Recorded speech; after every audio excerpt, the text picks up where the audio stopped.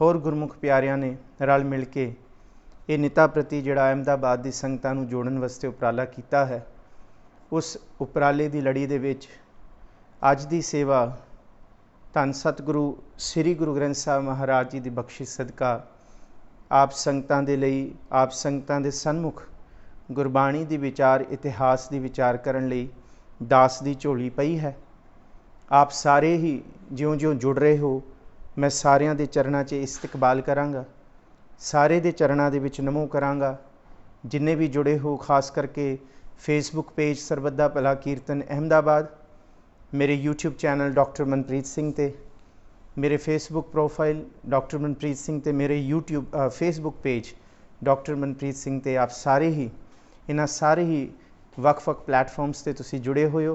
सो आप इस्तकबाल बख्शो। समय विच रहिंदियां होइयां असी विचारां दी आरंभता करिए। सतगुर जी की अपार बख्शिश है, आप संगतां दे वर्चुअल रूप दे विच दर्शन कीते, आप संगत की सोहबत माणिया। सतगुर जी का यही बचन चेते आउंदा है कि घर घर अंदर धर्मसाल होवै कीर्तन सदा वसोआ, कि गुरु सिख दे घर जे बाणी, गुरु सिख दे घर जे कथा विचार, गुरु कियां बाबाणियां कहानियां हो रही ने, तो फिर दुनिया के पसारे दे विच ये महामारी दे रोग का दुख हो सकता है, पर एक गुरु के सिख दे घर दे विच वसाखी है। ये मैं नहीं कह रहा, ये भाई साहब भाई गुरदास जी कह रहे हैं कि सतगुरु नानक प्रगटिया मिट्टी धुंध जग चानन हुआ, ज्यों कल सूरज निकलिया तारे छप अंधेर पलोआ, सिंह बुके मिरगावली भन्नी जाए ना धीर धरोवा, जिथै बाबा पैर धरे पूजा आसन थापण सोआ। तो उत्थे जिक्र किया घर घर अंदर धर्मसाल होवै कीर्तन सदा वसोआ। ये इक्को ही तुक नूं जे विचारीए कि जे हर घर दे अंदर धर्मसाल बन जाए, तो अज बनी हुई है। तकरीबन अज 50 दिन हो गए सानू घरां दे विच बैठे हुए, और जे गुरु के सिख कोल शब्द ना होए तो सच्ची मुच्ची साडे लई बहना बड़ा औखा है।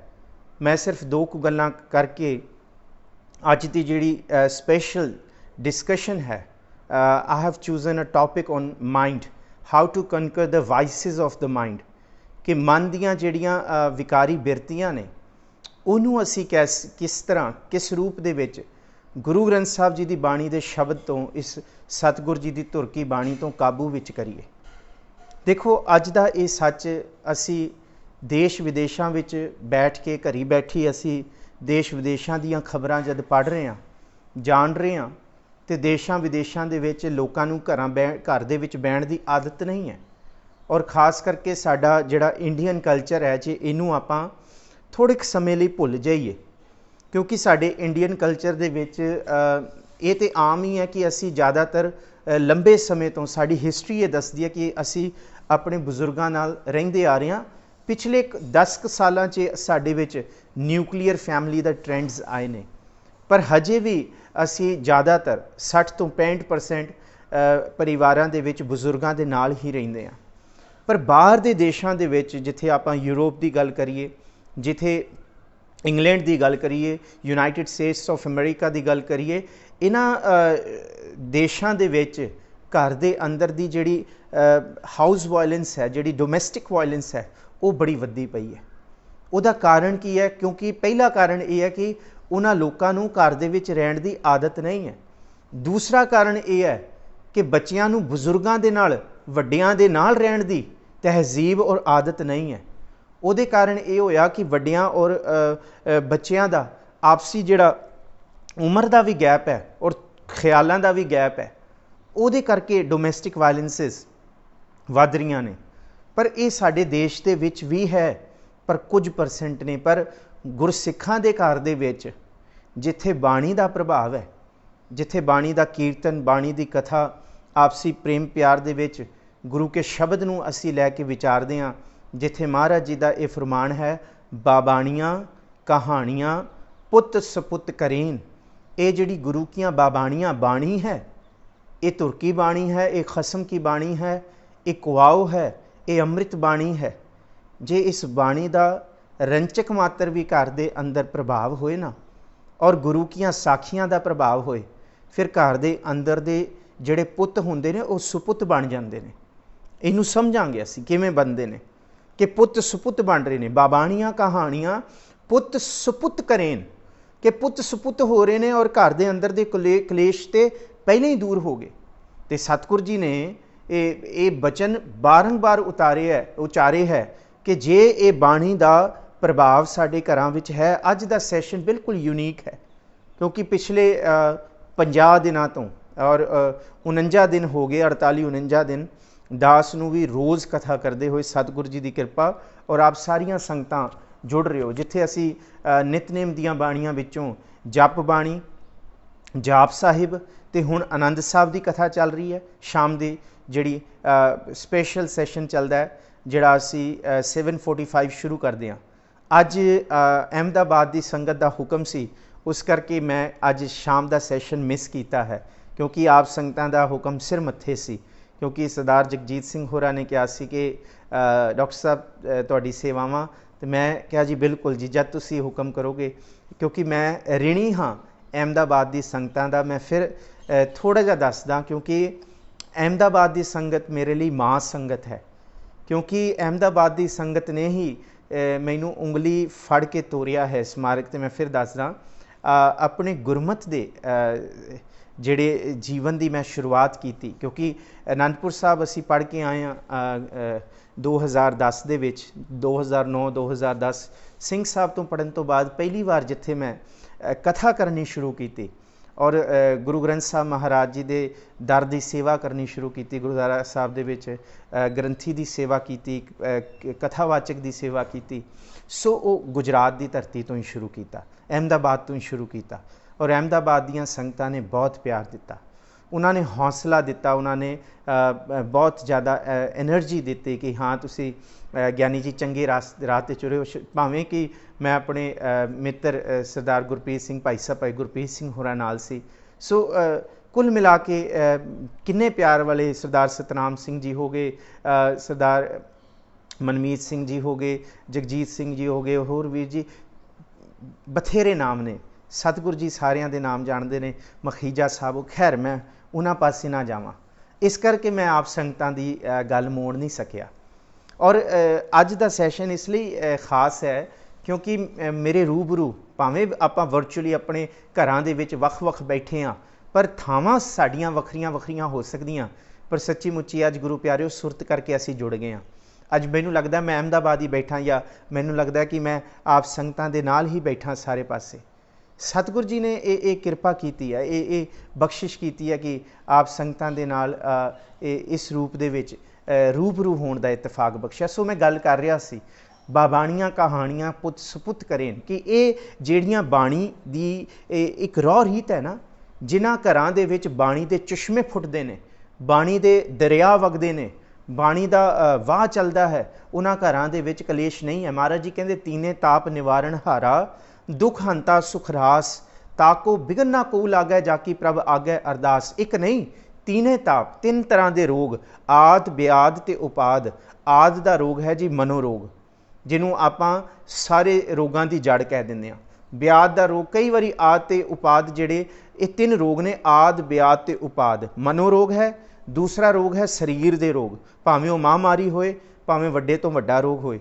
ਤੇ ਤੀਸਰਾ ਜਿਹੜਾ ਰੋਗ ਹੈ ਸਾਡੇ ਪਰਿਵਾਰਾਂ ਦੇ ਵਿੱਚ ਜਾਂ ਸਾਡੇ ਆਪਸੀ ਲੋਕਾਂ ਦੇ ਵਿੱਚ ਵਰਤਦਾ ਹੈ, ਉਹ ਵਰਤਦਾ ਹੈ ਜਿਹਨੂੰ ਸਤਿਗੁਰੂ ਜੀ ਕਹਿੰਦੇ ਹੈ ਕਿ ਇਹ ਹੈ ਆਪਸੀ ਕਲੇਸ਼, ਆਪਸੀ ਝਗੜਾ, ਆਪਸੀ ਤਣਾਅ। ਔਰ ਇਹ ਸੱਚੀ ਮੁੱਚੀ ਸਾਡੀ ਜ਼ਿੰਦਗੀ ਦੇ ਅਰਥ ਬਦਲ ਕੇ ਰੱਖ ਦਿੰਦਾ ਹੈ। ਜਿਨ੍ਹਾਂ ਲੋਕਾਂ ਦੇ ਨਾਲ ਅਸੀਂ ਪਹਿਲਾਂ ਮਿਲ ਕੇ ਬੈਠਦੇ ਸੀ, ਉਹੀ ਲੋਕ ਸਾਡੇ ਲਈ ਦੁਸ਼ਮਣ ਬਣ ਜਾਂਦੇ ਆ। ਇਹਦਾ ਕਾਰਨ ਕੀ ਹੁੰਦਾ ਹੈ? ਆਓ ਹੁਣ ਅਸੀਂ ਇਹ ਸਫ਼ਰ ਸ਼ੁਰੂ ਕੀਤਾ, ਇਹਨਾਂ ਤਿੰਨਾਂ ਰੋਗਾਂ ਦੇ ਬਾਰੇ ਅੱਜ ਵਿਚਾਰਦੇ ਹਾਂ। ਕਿਉਂਕਿ ਭਾਵੇਂ ਮਨੋਰੋਗ ਹੈ, ਭਾਵੇਂ ਤਨ ਦਾ ਰੋਗ ਹੈ, ਤੇ ਭਾਵੇਂ ਸੰਸਾਰਿਕ ਕਲੇਸ਼ ਨੇ, ਝਗੜੇ ਨੇ, ਇਹਨਾਂ ਤਿੰਨਾਂ ਦਾ ਸੰਬੰਧ ਮਨ ਦੇ ਨਾਲ ਹੈ। ਇਹਨਾਂ ਤਿੰਨਾਂ ਦਾ ਸੰਬੰਧ ਚਿੱਤ ਦੇ ਨਾਲ ਹੈ, ਅੰਤਸ਼ਕਰਨ ਦੇ ਨਾਲ ਹੈ, ਜਿਹਨੂੰ ਆਪਾਂ ਅੰਤਸ਼ਕਰਨ ਕਹਿੰਦੇ ਆ। ਮਨ, ਬੁੱਧ, ਚਿੱਤ ਤੇ ਅਹੰਕਾਰ, ਇਹਨਾਂ ਚਾਰਾਂ ਦੇ ਨਾਲ ਹੈ। आओ जी असी इन्हां विचारां दी आरंभता करिए। आप बहुत वड्डी गिनती दे विच जुड़ चुके हो, मैं सारियां दा एक बारी फिर इस्तकबाल करदा। सो जिन्ने भी जुड़े हुए हो आप यूट्यूब चैनल ते फेसबुक ते पेज ते सारे ही असीस बख्शो। एक बारी फिर गज वज के गुरु बख्शी फतेह सांझी करो जी। आखो जी वाहिगुरू जी का खालसा वाहिगुरू जी की फतेह। धन सतगुरु श्री गुरु ग्रंथ साहब महाराज जी की बाणी दे विच जिथे जिक्र आया कि तीने ताप निवारण हारा, तिन्ने ताप आद ब्याद ते उपाद, तो इस तो बाद जिहड़ा लफ्ज़ है ताप, ताप का मतलब है जद भी कोई दुख लगता है, जद भी कोई असी कोई माड़ी खबर सुनते हाँ जां कोई साडे तन नूं, साडी देह नूं, साडे मन नूं किसी भी तरह का चिंता झोरा जां दुख रूपी रोग चिंबड़दा है, तो इनू सतगुरु जी ने ताप का ही नाम दिता है। और गुरु अर्जन साहब महाराज जी ने ये शब्द बड़ा कीमती उच्चारण किया है कि भलिया जे तू गुरु के शब्द के दायरे विच रहेगा तो तू बिल्कुल बेफिक्र हो जाए कि तैनू कोई भी ताप लग सकता है। ये सतगुरु जी ने बिल्कुल दावे नाल कहा कि जे तू गुर शब्द के दायरे विच आ जाएगा, भावें तेरे तन नूं ताप लगता रहे, भावें तेरे आस पास करोड़ों तरह का झगड़ा ते कलेश होए, पर सच्चाई ये है गुरु का शब्द तेरे मन के उत्ते इस तरह का ओला कर देगा कि तेरे मन के उत्ते रंचक मात्र भी इस दुख की, कलेश की ते रोग की चिकनाहट नहीं चिंबड़ेगी, इस रोग का परछावां भी नहीं पएगा। इत्थे ये नहीं क्या कि रोग नहीं आएगा, इत्थे ये नहीं क्या कि झगड़े खलेश तो असीं बच जाएंगे, बच सकते हैं, पर सतगुरु जी ये कहते हैं कि मन के उत्ते ऐसा ओला बनेगा कि ये रोग, ये सोग, ये संताप, ये झगड़े, ये कलेश ये मन के उत्ते नहीं आउणगे। इस शब्द असी सारे पढ़ते हैं, मंगलाचरण च भी पढ़िया, आप सारे नाल पढ़ो। ताती वाव ना लग गई पार ब्रह्म शरणाई, सतगुरु जी ने दस दिता। उत्थे जिक्र किया तीने ताप, ताप का मतलब हर तरह का सेक। इत्थे सतगुरु जी कहते हैं ताती वाव, तत्ती वाह, इत्थे भी ताप का जिक्र किया कि ताती वाव ना लग गई पार ब्रह्म शरणाए, कि जेड़ा गुरु की शरण विच आ गया, जेड़ा गुरु के सन्मुख आ गया, दीन बन के आ गया, मस्कीन बन के आ गया, भखारी बन के आ गया, फिर सतगुरु जी कहते हैं तेरे मन के उत्ते मैं ताप नहीं लगन दांगा।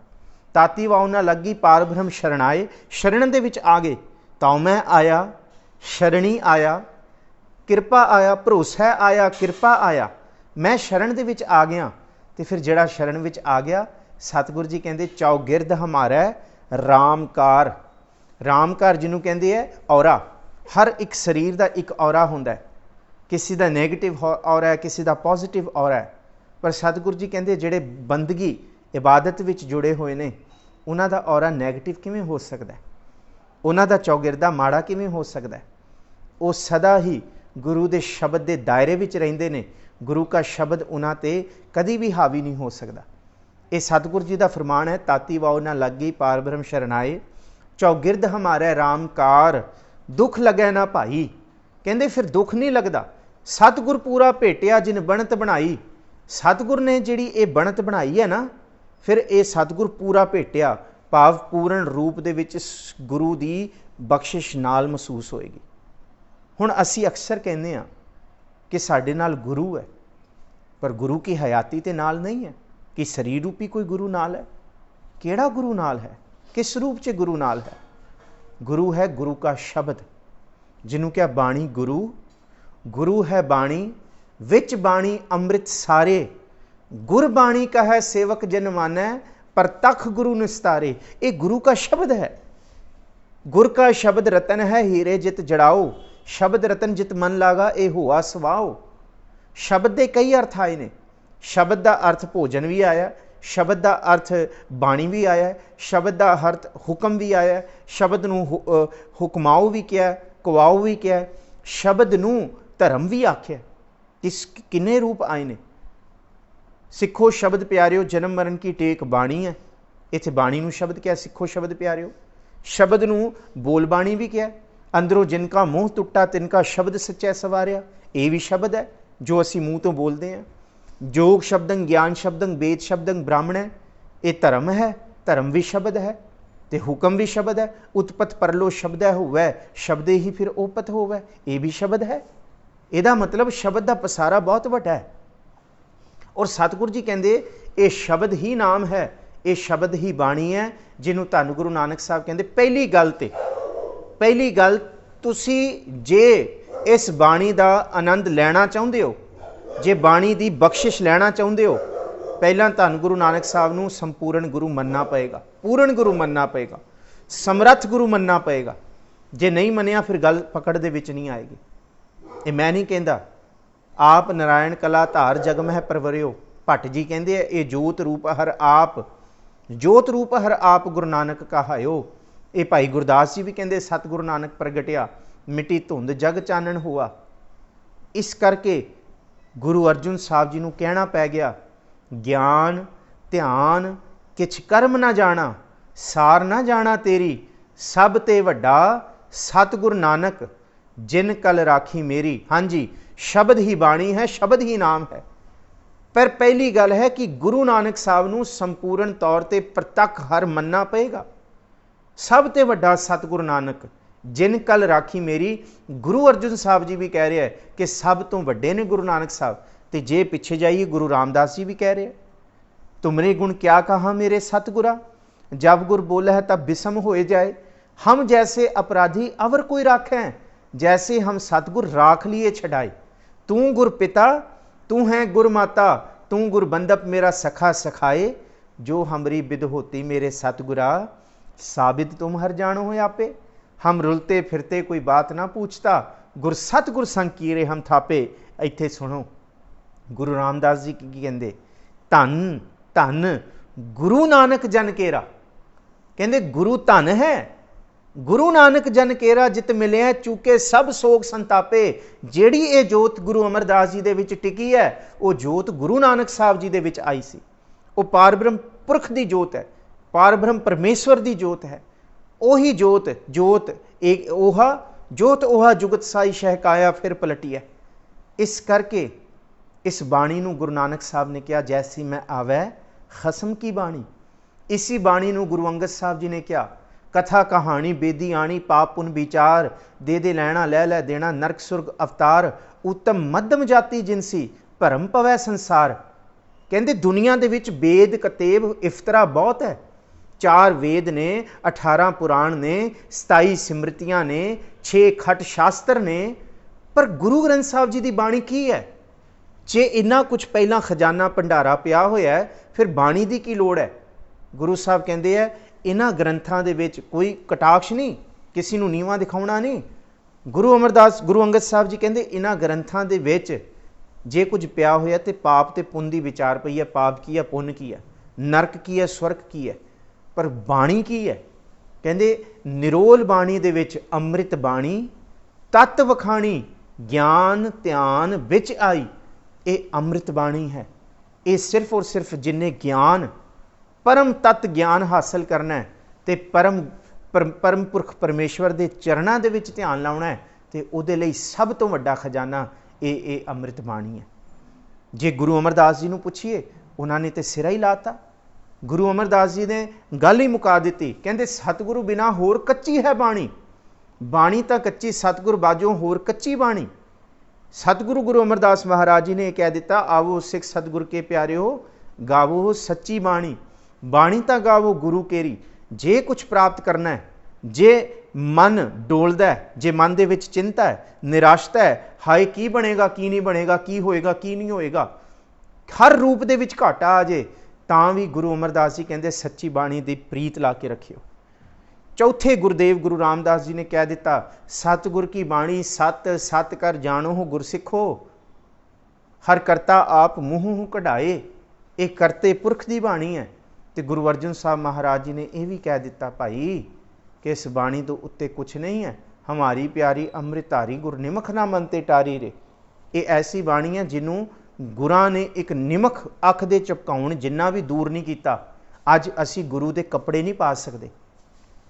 बटाले की धरती ते गुरु नानक साहब का चोला पिया होया, कोई ये नहीं कह सकता मैं पा सकदा गुरु साहब का, मैं रुमाल वरत सकदा।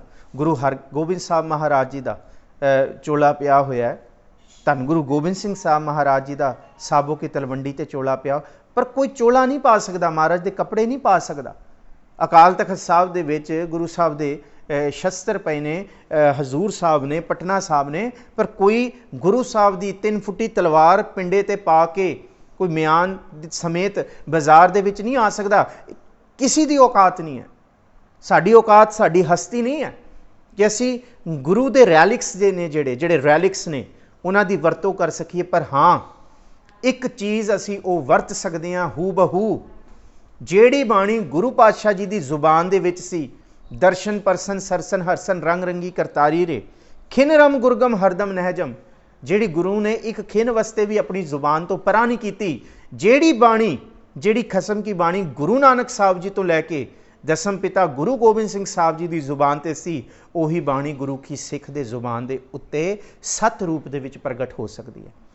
ਉਹੀ ਬਾਣੀ ਜਿਹੜੀ ਗੁਰਾਂ ਨੇ ਧਿਆਈ ਹੈ, ਤੇ ਉਹੀ ਬਾਣੀ ਗੁਰੂ ਕਾ ਸਿੱਖ ਜੇ ਧਿਆਏ, ਉਹੀ ਆਨੰਦ ਮਿਲੇਗਾ। ਕਿਉਂਕਿ ਬਾਣੀ ਬਿਰਲੋ ਵਿਚਾਰ ਸੀ, ਜੇ ਕੋ ਗੁਰਮੁਖ ਹੋਏ, ਇਹ ਬਾਣੀ ਮਹਾਂਪੁਰਖ ਕੀ ਨਿਜ ਘਰ ਵਾਸਾ ਹੋਏ। ਜੇ ਗੁਰੂ ਸਾਹਿਬ ਕਹਿੰਦੇ ਆ ਕਿ ਚਿੰਤਾ ਸਭ ਦੂਰ ਹੋ ਜਾਂਦੀ ਹੈ, ਰੋਗ ਕਲੇਸ਼ ਸਭ ਦੂਰ ਹੋ ਜਾਂਦੇ ਹੈ, ਫਿਰ ਸੱਚੀ ਗੱਲ ਹੈ, ਚਿੰਤਾ ਤੇ ਰੋਗ ਕਲੇਸ਼ ਇਸ ਬਾਣੀ ਨੂੰ ਧਿਆਉਣ ਨਾਲ, ਇਸ ਬਾਣੀ ਨੂੰ ਜਪਣ ਨਾਲ ਸਭ ਦੂਰ ਹੋ ਜਾਂਦੇ। ਪਹਿਲਾ ਰੋਗ ਹੈ ਮਨ ਦਾ। ਮਨ ਦਾ ਰੋਗ ਤਾਂ ਦੂਰ ਹੋਏਗਾ, ਵਸਤੂ ਅੰਦਰ ਵਸਤ ਸਮਾਵੈ, ਦੂਜੀ ਹੋਵੈ ਪਾਸ। ਪਹਿਲਾਂ ਇਸ ਮਨ ਦੇ ਅੰਦਰੋਂ ਪਾਪ ਤੇ ਚਿੰਤਾ ਪਰਾਂ ਕਰਨੀ ਪਏਗੀ, ਤਾਂ ਇਸ ਮਨ ਦੇ ਅੰਦਰ ਬਾਣੀ ਦਾ ਪ੍ਰਭਾਵ ਵਸੇਗਾ। ਇੱਕੋ ਹੀ ਚੀਜ਼ ਵਸ ਸਕਦੀ ਹੈ। ਹਉਮੈ ਨਾਵੇਂ ਨਾਲ ਵਿਰੋਧ ਹੈ, ਦੋਏ ਨਾ ਬਸਾਂ ਇੱਕ ਠਾਏ। ਦੋ ਚੀਜ਼ਾਂ ਇਕੱਠੀਆਂ ਨਹੀਂ ਵਸ ਸਕਦੀਆਂ। ਪਹਿਲਾਂ ਚਿੰਤਾ ਪਰਾਂ ਕਰੋ, ਨਾਨਕ ਚਿੰਤਾ ਮਤ ਕਰੋ, ਚਿੰਤਾ ਤਿਸ ਹੀ ਹੈ ਜਲ ਮੈਂ ਜੰਤ ਉਪਾਇੰਦੇ ਤਿਨਾ ਵੀ ਰੋਜ਼ੀ ਦੇ। ਤੇ ਫਿਰ ਜਦ ਚਿੰਤਾ, ਹੁਣ ਇਹ ਤੇ ਨਹੀਂ ਹੋ ਸਕਦਾ ਨਾ ਕਿ ਅਸੀਂ ਕਹੀਏ ਕਿ ਪਹਿਲਾਂ ਚਿੰਤਾ ਦੂਰ ਕਰੋ ਫਿਰ ਬਾਣੀ ਪੜ੍ਹੋ, ਪਹਿਲਾਂ ਚਿੰਤਾ ਖਤਮ ਕਰਕੇ ਆਓ ਤਾਂ ਕਥਾ ਸੁਣੋ, ਪਹਿਲਾਂ ਚਿੰਤਾ ਦਾ ਖਿਆਲ ਮਨ ਦੇ ਵਿੱਚੋਂ ਪਰਾਂ ਕਰੋ ਤਾਂ ਗੁਰੂ ਘਰ ਜਾਓ। ਨਹੀਂ, ਭਲੇ ਉਹ ਗੁਰਦੁਆਰੇ ਜਾਓ ਤਾਂ ਕਿ ਚਿੰਤਾ ਖਤਮ ਹੋਏ, ਬਾਣੀ ਪੜ੍ਹੋ ਤਾਂ ਕਿ ਚਿੰਤਾ ਦਾ ਰੋਗ ਮਰੇ, ਇਹ ਚਿੰਤਾ ਦਾ ਮਸਾਲਾ ਖਤਮ ਹੋਏ। ਇਹ ਚਿੰਤਾ ਦਾ ਇਹ ਜਿਹੜਾ ਧਾਨਕ ਰੋਗ ਹੈ, ਧੀਰਕ ਰੋਗ ਹੈ, ਇਹ ਰੰਗ ਲਾਗਤ ਹੈ। ਗੁਰੂ ਦੇ ਸ਼ਬਦ ਦਾ ਰੰਗ ਚੜ੍ਹਦਾ ਜਾਏ ਤੇ ਚਿੰਤਾ ਦਾ ਜਿਹੜਾ ਝੂਠਾ ਰੰਗ ਹੈ, ਜਿਹੜਾ ਇਹ ਕੁਸੰਭ ਦਾ ਰੰਗ ਹੈ, ਇਹ ਉਤਰਨਾ ਸ਼ੁਰੂ ਹੋਏ। ਇਵੇਂ ਇੱਕ ਪਾਸਿਓਂ ਰੰਗ ਚੜੀ ਜਾਏ, ਜਿਹਨੂੰ ਕਿਹਾ ਕਿ ਇਹ ਤਨ ਮਾਇਆ ਪਾਹਿਆ ਪਿਆਰੇ, ਲੀਤੜਾ ਲੱਭ ਰੰਗਾਏ। ਚਿੰਤਾ ਦਾ ਜਿਹੜਾ ਰੰਗ ਤੂੰ ਲੈ ਕੇ ਆਈ ਹੈ ਨਾ ਆਪਣੇ ਚੋਲੇ ਤੇ ਰੰਗ ਕੇ ਮਨ ਰੂਪੀ, ਮੇਰਾ ਕੰਤ ਨਾ ਭਾਵੈ ਚੋਲੜਾ ਪਿਆਰੇ, ਕਿਉਂ ਤਨ ਸਿਜੈ ਜਾਏ। ਇਹ ਲੋਭ ਦਾ ਰੰਗ ਪ੍ਰਭੂ ਨੂੰ ਪਸੰਦ ਨਹੀਂ ਹੈ। ਇਹ ਤਨ ਮਾਇਆ ਪਾਹਿਆ ਪਿਆਰੇ, ਲੀਤੜਾ ਲੱਭ ਰੰਗਾਏ। ਇਹ ਤੇਰਾ ਲੀੜਾ ਹੈ ਜਿਹੜਾ ਨਾ ਲੋਭ ਦਾ, ਚਿੰਤਾ ਦਾ ਰੰਗਿਆ ਹੋਇਆ। ਮੇਰਾ ਕੰਤ ਨਾ ਭਾਵੈ ਚੋਲੜਾ ਪਿਆਰੇ, ਕਿਉਂ ਤਨ ਸੇਜਿਆ ਜਾਏ। ਤੂੰ ਗੁਰੂ ਨੂੰ ਕਿਵੇਂ ਮਾਣੇਗੀ? ਤੇਰੀ ਹਿਰਦੇ ਰੂਪੀ ਸੇਜ ਤੇ ਗੁਰੂ ਕਿਵੇਂ ਆਏਗਾ? ਕਿਉਂ ਤਨ ਸੇਜਿਆ ਜਾਏ। ਇੱਕ ਕੰਮ ਕਰ, ਹਉ ਕੁਰਬਾਨੈ ਜਾਉ ਮਿਹਰਬਾਨਾ, ਹਉ ਕੁਰਬਾਨੈ ਜਾਉ, ਹਉ ਕੁਰਬਾਨੈ ਜਾਉ ਤਿਨਾ ਕੈ, ਲੈਣ ਜੋ ਤੇਰਾ ਨਾਉ, ਲੈਣ ਜੋ ਤੇਰਾ ਨਾਉ ਤਿਨਾ ਕੈ, ਹਉ ਸਦ ਕੁਰਬਾਨੈ ਜਾਉ। ਇੱਕ ਤੇ ਪ੍ਰਭੂ ਤੇ ਕੁਰਬਾਨ ਜਾ, ਇੱਕ ਜਿਹੜੇ ਗੁਰਮੁਖ ਪਿਆਰੇ ਨੇ ਨਾਮ ਜਪਣ ਵਾਲੇ, ਉਹਨਾਂ ਤੋਂ ਕੁਰਬਾਨ ਜਾ। ਜੋ ਦੀਸੈ ਗੁਰਸਿੱਖੜਾ, ਇਹ ਬਾਣੀ ਹੈ ਗੁਣਵੰਤੀ। ਜੋ ਦੀਸੈ ਗੁਰਸਿੱਖੜਾ ਤਿਸ ਨਿਵ ਨਿਵ ਲਾਗੋਂ ਪਾਈ ਜੀਓ। ਇੱਕ ਤੇ ਪ੍ਰਭੂ ਤੋਂ ਕੁਰਬਾਨ ਜਾਣਾ, ਇੱਕ ਗੁਰਸਿੱਖਾਂ ਤੋਂ ਕੁਰਬਾਨ ਜਾਣਾ। ਕੋਈ ਜਨ ਹਰਸਿਉ ਦੇਵੈ ਜੋਰ, ਕਿਉਂਕਿ ਗੁਰਸਿੱਖਾਂ ਦੀ ਸੰਗਤ ਗੁਰੂ ਤੱਕ ਲੈ ਕੇ ਜਾਏਗੀ, ਫਿਰ ਗੁਰੂ ਦੀ ਸੰਗਤ ਪ੍ਰਭੂ ਪ੍ਰਾਪਤੀ ਤੱਕ ਲੈ ਕੇ ਜਾਏਗੀ। ਜਿੱਥੇ ਪ੍ਰਭੂ ਪ੍ਰਾਪਤੀ ਹੈ, ਆਨੰਦ ਆਨੰਦ ਸਭ ਕੋ ਕਹੈ, ਆਨੰਦ ਗੁਰੂ ਤੇ ਜਾਣਿਆ, ਜਾਣਿਆ ਆਨੰਦ ਸਦਾ ਗੁਰ ਤੇ।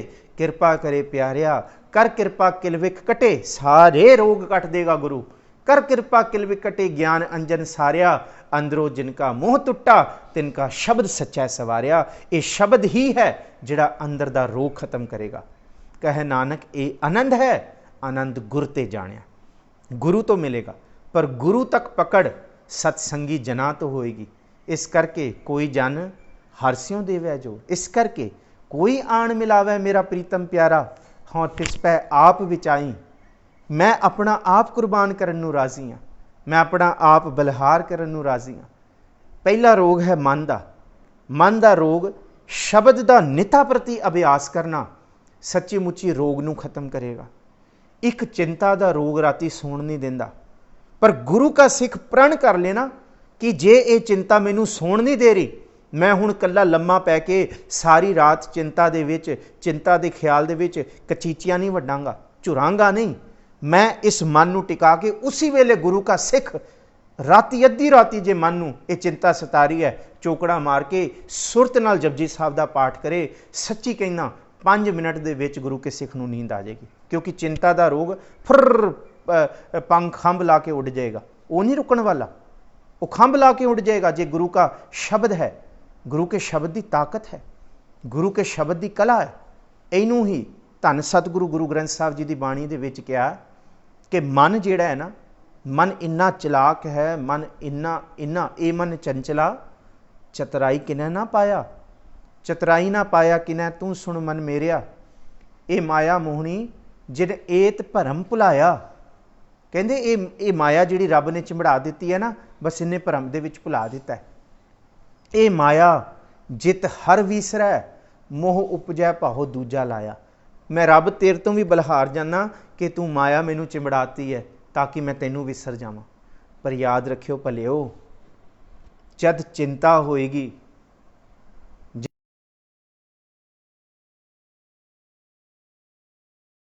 वटा के आएगी। कबीर साहब पता की कहते, कबीर कबीर आई मुझे पे, अनख करे कर भेख। ये माया कई रूप धार के आई, कदी परिवार का कलेश धार के आई, कदी पैसों की कमी घाट धार के आई, कदी किस रूप दे विच आई, कदी किस रूप दे विच आई, कदी ये कारोबार के रूप च आई, कदी पुत्रां धीआं घर परिवार माता पिता इन्हां रूप दे विच आई। हुण इनू समझिए, देखो टिका दे नाल, जे गुरु पातशाह जी कहिंदे है कि ये जिहड़ी माया है ये उस वेले चिंबड़दी है जद गुरु का शब्द नहीं है। पर याद रखियो, जिस दिन गुरु के सिख ने, जिग्यासू ने गुरु के शब्द नू घुट के अपने हिरदे दे विच ऐ गंढ ला ली ना, उस दिन रब माया का सुभाव ही बदल देगा अपने गुरु के सिख दे लई। ये सच है। वहाँ माया अपना सुभाव किसी रूप च नहीं बदलती, पर जे गुरु का सिख पूर्ण रूप दे विच जुड़ जाए, भगत जुड़ जाए, फिर रब माया का सुभाव ही तोड़ सकता है, बदल सकता है। बदलिया कबीर साहब का, गंगा की लहर मेरी टूटी जंजीर, पानी तो लोहा कट दिता, माया का सुभाव बदल दिता। पानी लोहे नूं कट रहा है, गंगा की लहर, पानी की लहर ने जंजीरां भन के रख दित्तियां। वो जिहड़ा हाथी कबीर साहब नूं मारन आया सी, उही हाथी झुक झुक के नमस्कार कर रहा कबीर साहब नूं। माया का सुभाव बदली जा रहा है। दिल्ली की धरती ते कुतुबुद्दीन ने कुतुब मीनार दे कोल नामदेव दे उत्ते उहदे गल ते तेग रख के उस वेले दे बादशाह ने कहा, मरी गां तां मैं तैनूं छड्डांगा। रब पुछदा है भगत जी। दूसरा रोग है तन का रोग। जिहड़ा तन का रोग है, सतगुरु जी कहंदे उस रोग का जिहड़ा इलाज है, उसी रोग का इलाज, जिहड़े तन का रोग का इलाज है, वो भी बाणी दे विच पिया होया। किवें? धन गुरु अर्जुन साहब जी की शहादत नूं लईए। धन गुरु अर्जुन साहब महाराज जी जिस वेले लाहौर की धरती दे उत्ते विच कोतवाली दे विच बैठे ने, ते उत्थे मुगल सल्तनत पासों ये जोर पाया जा रहा है कि तुसी इस्लाम कबूल करो। तो सतगुरु जी कहते मैं इस्लाम कबूल नहीं करना। तो कई तरह के प्रश्न पूछे गए गुरु नानक साहब जी की जोत नूं कि हिंदू वड्डा है या मुसलमान है। तो उत्थे इतिहासकारां दी ये भी राय है कि जिहड़ा गुरु अर्जुन साहब महाराज जी ने शब्द उचारिया है, ये शब्द लाहौर की कोतवाली दे विच उचारिया है। जिस शब्द नूं असीं कहंदे आ, कोई बोले राम राम, कोई खुदाए, कोई सेवै गुसैयां, कोई अलाए। कि कोई राम बोलदा है, कोई खुदा बोलदा है किसी रूप दे विच, कि हिंदू वड्डा या मुसलमान होई है, कोई बोले राम राम, कोई खुदाए, कोई सेवै गुसैयां, कोई अलाए। तो उत्थे जिक्र है अंत दे विच कि कहो नानक जिन हुक्म पछाता, प्रभ साहिब का तिन भेत जाता। ਇਹਦਾ मतलब मन का रोग जिहड़ा है ना, वो गुरु के शब्द की प्रीत के नाल दूर किया जा सकता है, पर बशर्ते मन नूं बहुत दृढ़ करना पएगा और ये दृढ़ बाणी ही करेगी। बाणी नाल ही ये मन दृढ़ होएगा, होर कोई चीज़ नहीं है जिहड़ी इस मन नूं ताकत दे सके। जे मन दृढ़ है तो फिर भावें तन नूं जिहड़ा मर्जी रोग आए, कबीर साहब कहते हैं मन ना डिगै तन काहे को डरावै। जे मन नहीं डिगेगा फिर तन भी गिरा नहीं सकता, फिर तन भी गिरा नहीं सकता। इनू फिर सतगुरु जी कहते हैं देह तो विदेह की अवस्था।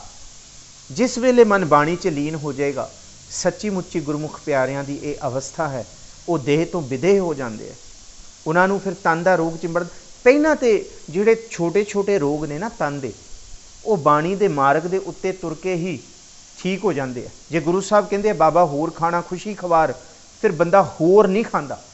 होर का मतलब उन्ना ही खाता जिन्नी शरीर नूं लोड़ है। बदफैलियां नहीं करता, खाए खाए करे बदफैली, इस मार्ग ते नहीं तुरदा। फिर बड़ा संकोचवा भोजन रखता है, वो फिर गुरु के शब्द नूं कमा लेंदा है कि सेवक होए संजीद ना हसन रोवना। उहदा हसना रोना भी संकोचवा हो जाता है। सेव कीती संतोखी जी ने सच्चों सच ध्याया, उन्हीं मंदे पैर ना रखे उनकर सुकृत धर्म कमाया। उन्हीं दुनिया तोड़े बंदना अन्न पानी थोड़ा खाया। वध अन्न खा के ही बंदा बीमार होंदा है, घट अन्न खाण वाला बंदा कदी बीमार नहीं होंदा। ये भुलेखा है कि घट खाण नाल बीमारी होंदी है। सच्चाई तो यह है वध खाण नाल ही मनुख बीमार होंदा है। ते तीसरा जिहड़ा रोग है कलेश, आपसी कलेश, इहदा हुण इलाज की है। और अज सच्ची मुच्ची जिथे घरां दे विच आपसी कलेश है, सब कुछ है, उहदा इक्को एक इलाज है।